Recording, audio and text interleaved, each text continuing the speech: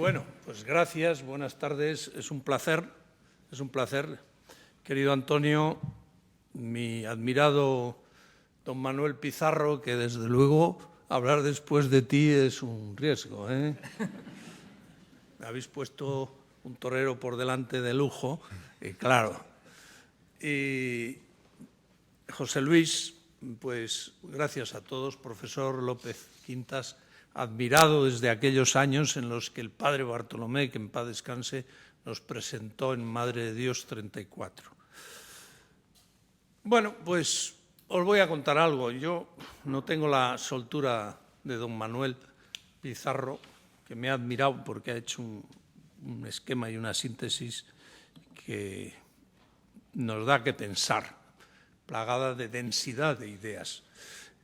Para mí una empresa no es un simple negocio, sino la generación de valores, de capital humano y de bienes públicos. Y así lo entendí, pero lo he entendido a mamporros.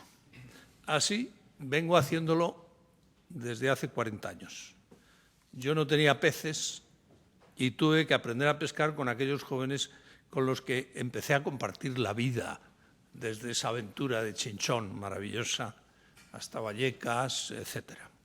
A lo largo de este tiempo hemos desarrollado una filosofía de empresa basada en el capital humano. No teníamos otro, pero el capital humano sí. ¿Qué hacemos?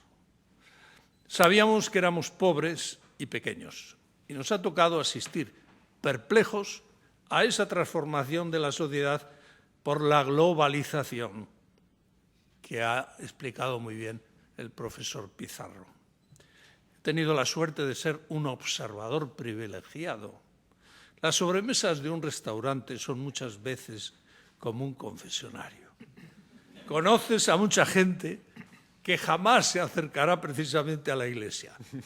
Y si eres humilde y no te entrometes en la vida de tus clientes, acabas siendo amigo y escuchando sus confidencias. Así pues, esta universidad de la vida, el riesgo del emprendedor, estábamos llenos de ideas y nos tirábamos al agua. Mejor dicho, nos tirábamos a la piscina y no había agua en muchos momentos, que era el peligro. El tomar conciencia del valor del dinero por el trabajo y no por la limosna, el responder socialmente de tus actos y el estar sometido al juicio público sin proteccionismos institucionales, no te lo enseñan en el seminario. Yo no pertenezco a ninguna congregación, no soy desafortunadamente jesuita, ni dominico, ni nada, ni soy catedrático de nada. No es fácil desarrollarte en el ámbito eclesiástico con libertad. Una educación libre es necesaria para poder construir tu capital humano y tu capacidad de liderazgo. Nace en el día a día, con los únicos capaces de reconocerlo, tus compañeros de trabajo. Ellos son los que tienen autoridad para reconocerte como líder o no. Nada que ver con el cargo o la titulitis que se compran y se venden. He sido cura de aldea, cura de suburbio, pero nada más. Cura de barrio ahora.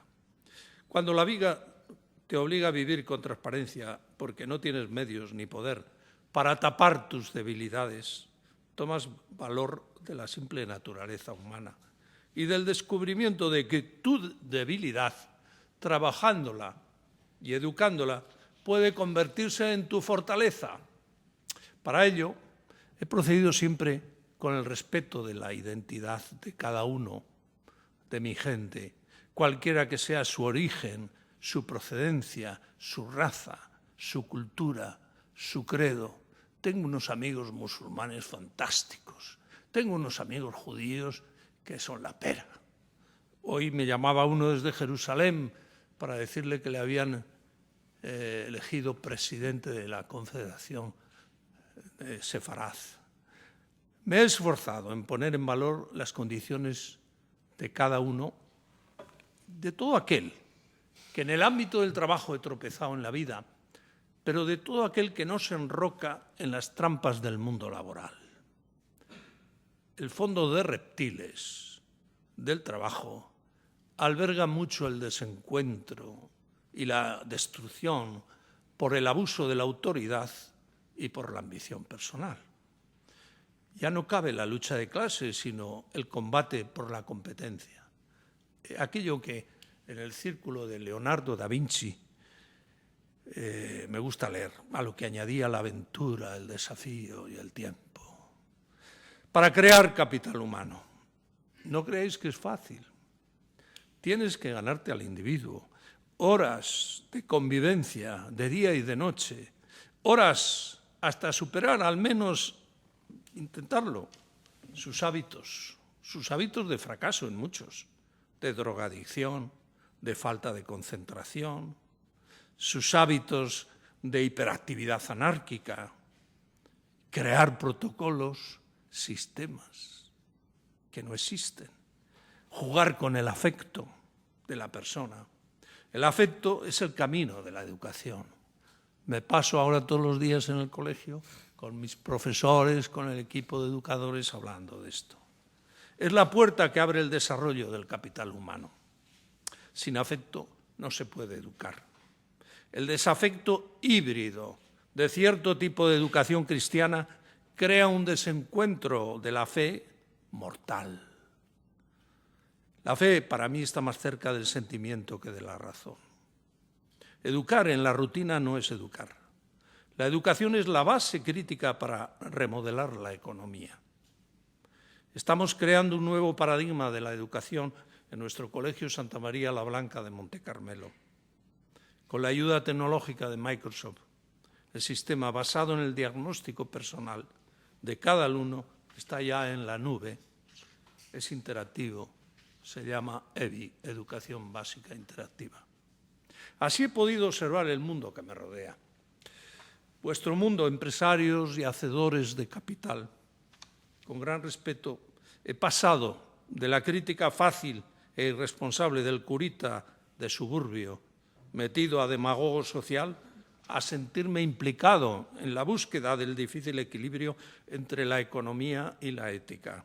Admiro a los que son capaces de deslindar esto.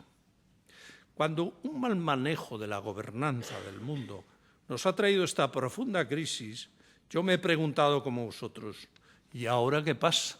¿Cómo hacer?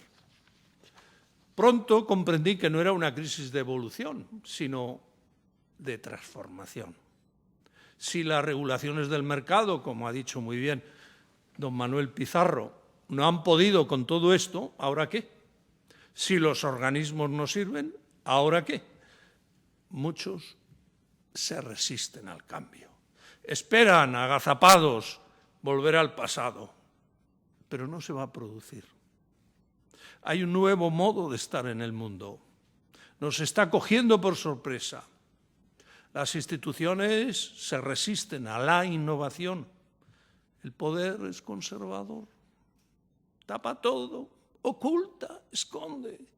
Las leyes siempre son viejas para los emprendedores. Nacen después del invento. Los viejos alquimistas no quieren cambiar sus fórmulas. Nos fuerzan a tomar la pócima clásica de la vida. Según sus normas, según sus teorías. La austeridad no es el riesgo. El riesgo es no crear. Y estamos metidos ahora en una dinámica imperada de austeridad, pero el riesgo es no crear.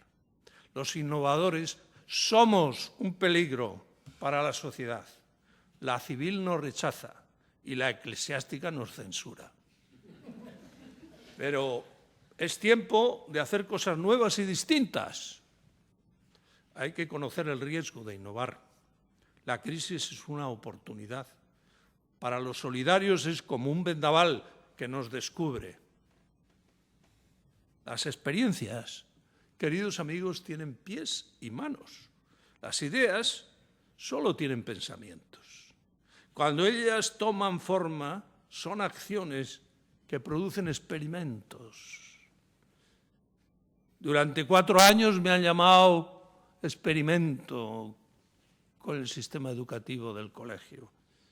Ahora ya parece que nos bendicen los teólogos de la educación. A veces nos resulta muy difícil poner pies y manos a las ideas.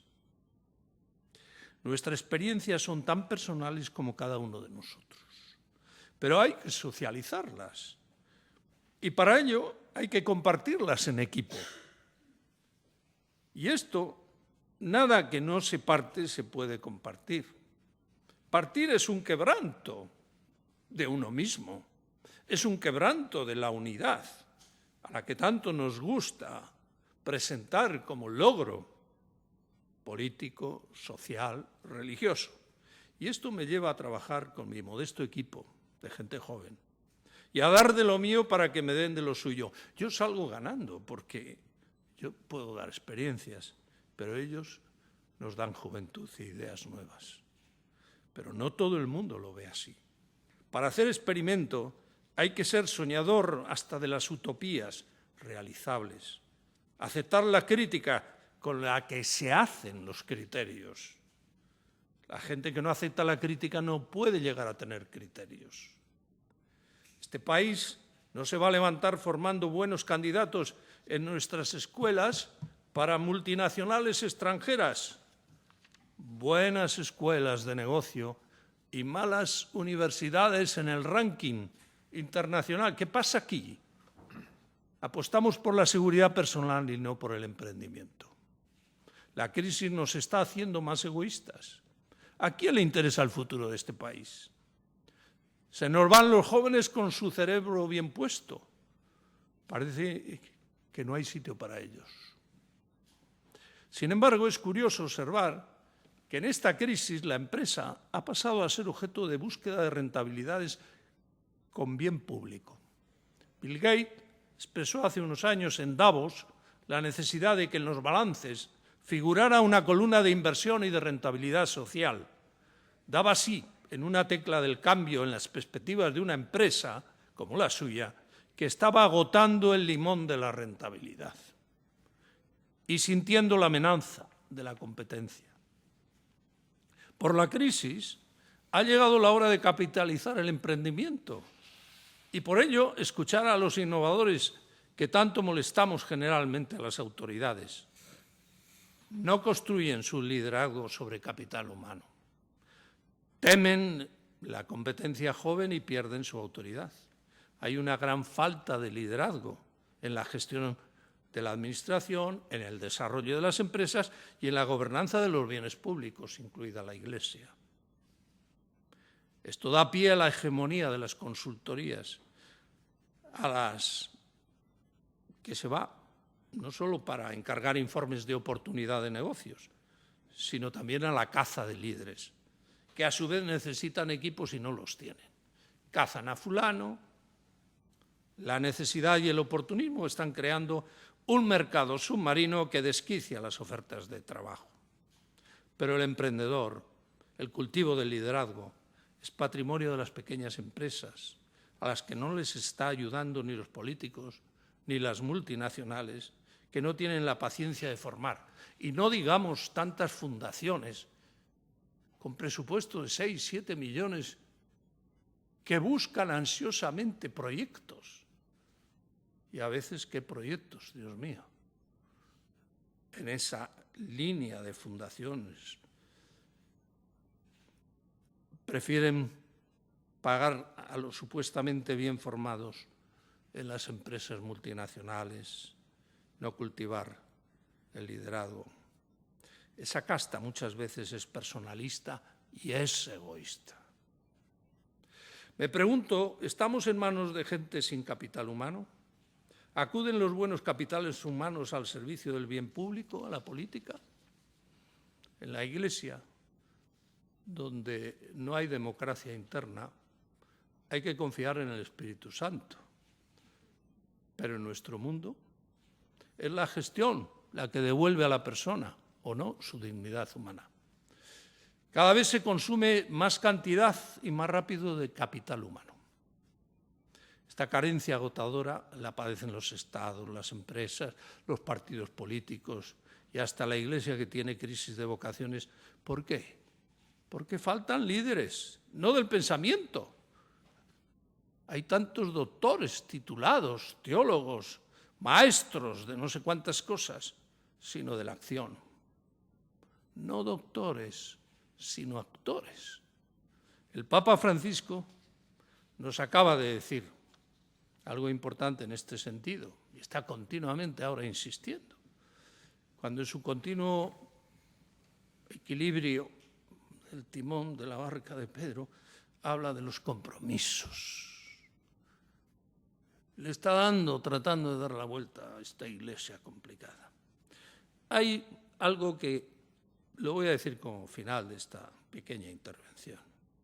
En el libro El cielo y la tierra, que recoge una serie de profundas conversaciones del rabino Abraham Skokka con el entonces cardenal de Gaulle, se hace eco de aquel comentario homilético del Mistra del Talmud, en la que dice que a Dios le molestó que a los constructores de la Torre de Babel les importaba más perder un ladrillo que si desde semejante altura se cayera un hombre.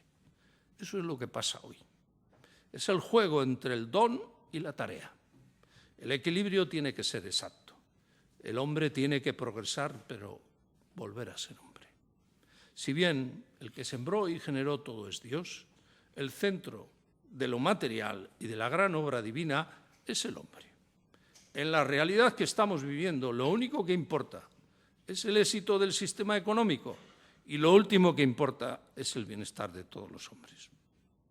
Qué triste. Volvamos un poco, pensemos. Gracias por haberme escuchado estas reflexiones en voz alta.